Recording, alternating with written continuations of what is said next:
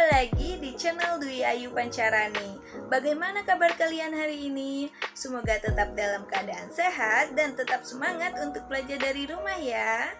Oke, pada hari ini kita bertemu lagi bersama saya Dwi Ayu Pancarani dengan NPM A1M020061, mahasiswa kelas 4A, program studi pendidikan IPA, Universitas Bengkulu. Pada kesempatan kali ini saya akan kembali lagi membuat video pembelajaran dan menjelaskan materi baru tentang efektivitas dan mutu sekolah pada mata kuliah pengelolaan pendidikan dengan dosen pengampu Bapak Dr. Muhammad Kristiawan, Magister Pendidikan. Oke, di sini kita langsung saja membahas materi tentang efektivitas dan mutu sekolah. Pada topik ini ada 4 topik pembahasan. Yang pertama, pengertian sekolah efektif.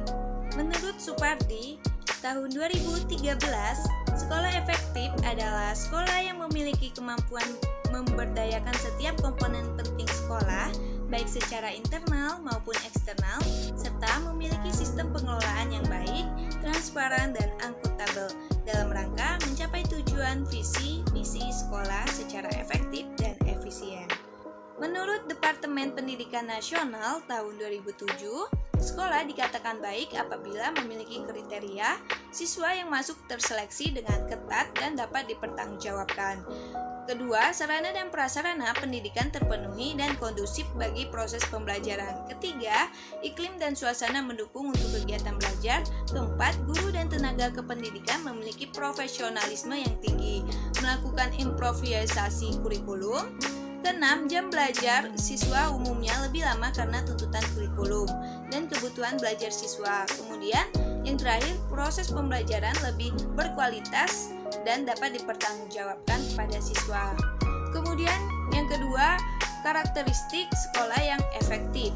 Menurut Mortimer, sekolah efektif dicirikan sebagai berikut. Yang pertama, sekolah memiliki visi dan misi yang jelas, lingkungan sekolah yang baik dan adanya disiplin, kepemimpinan kepala sekolah yang kuat, penghargaan bagi guru dan staf serta siswa yang berprestasi, pendelegasian wewenang yang jelas, dukungan masyarakat sekitar, sekolah mempunyai rancangan program yang jelas, sekolah mempunyai fokus sistemnya tersendiri, pelajar diberi tanggung jawab, guru menerapkan pembelajaran yang inovatif, melakukan evaluasi yang berkelanjutan, kurikulum sekolah yang terancang dan terintegrasi satu sama lainnya, serta melibatkan orang tua dan masyarakat dalam membantu pendidikan anak-anaknya. Dalam konsep standar nasional pendidikan, maka sekolah efektif harus memenuhi standar-standar sebagai berikut. Yang pertama, terdapat standar isi, memiliki kerangka dasar dan struktur kurikulum, beban belajar kurikulum tingkat satuan pendidikan, dan kalender pendidikan. Yang kedua ada proses pembelajaran. Dalam proses pembelajaran, pada satuan pendidikan diselenggarakan secara interaktif, inspiratif, dan menyenangkan. Yang ketiga, kompetensi lulusan. Memiliki kecerdasan, pengetahuan, kepribadian akhlak mulia, serta keterampilan untuk hidup mandiri. Yang keempat, standar tenaga pendidik dan kependidikan. Sebagai pendidik, harus memiliki kualifikasi akademik S1 atau D4. Kedua, memenuhi kompetensi pedagogik. Ketiga, sehat jasmani dan rohani, memiliki sertifikat pendidik, merencanakan pembelajaran atau bimbingan yang bermutu, dan meningkatkan dan mengembangkan kualifikasi akademik dan kompetensi secara berkelanjutan. Kemudian, tenaga kependidikan. Terdapat kepala sekolah, tenaga administrasi, tenaga keperpustakaan yang standar atau tersertifikasi. Yang kelima ada sarana dan prasarana. Memiliki prasarana yang meliputi lahan, ruang kelas, ruang pimpinan satuan pendidikan, ruang pendidik, ruang laboratorium yang diperlukan untuk menunjang proses pembelajaran yang teratur dan berkelanjutan. Yang keenam ada pengelolaan.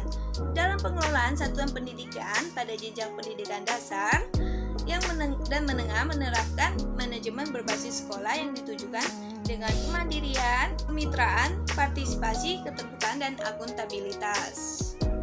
Kemudian ada pembiayaan, memiliki biaya investasi dan biaya personal. Biaya investasi itu meliputi biaya penyediaan sarana dan prasarana, pengembangan sumber daya manusia dan modal kerja tetap. Dan yang kedelapan ada penilaian.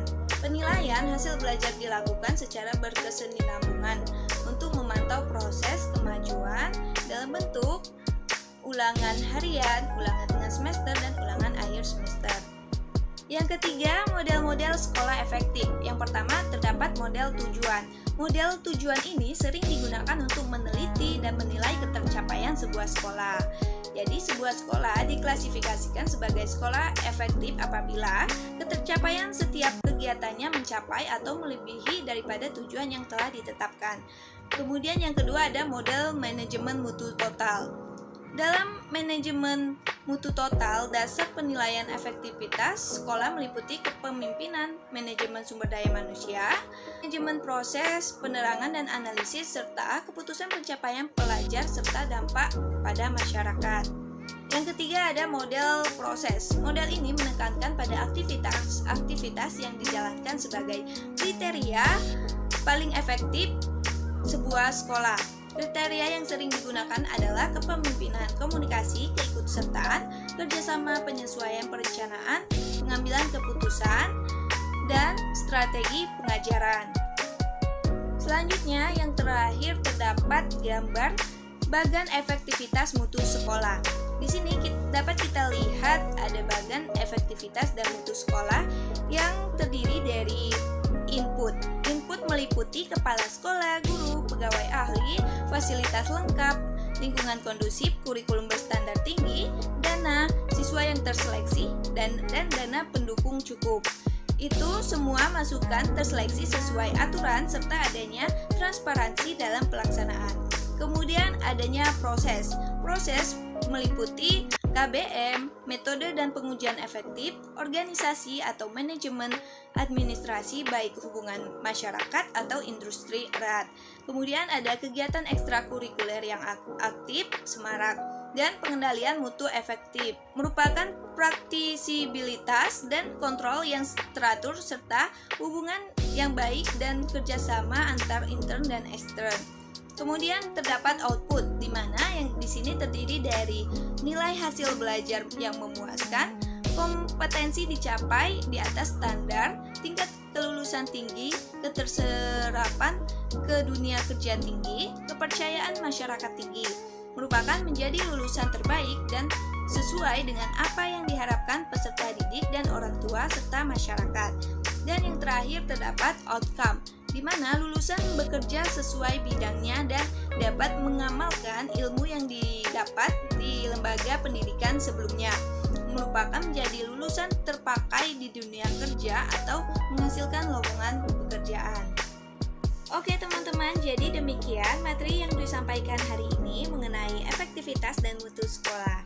Jadi semoga apa yang disampaikan dengan harapan teman-teman bisa dapat memahami dan mudah, dan juga semoga bermanfaat. Dan saya juga mengucapkan terima kasih kepada yang sudah menyimak dan mendengarkan. Semoga kita bertemu di video berikutnya ya. Dan saya akhiri. Wassalamualaikum warahmatullahi wabarakatuh.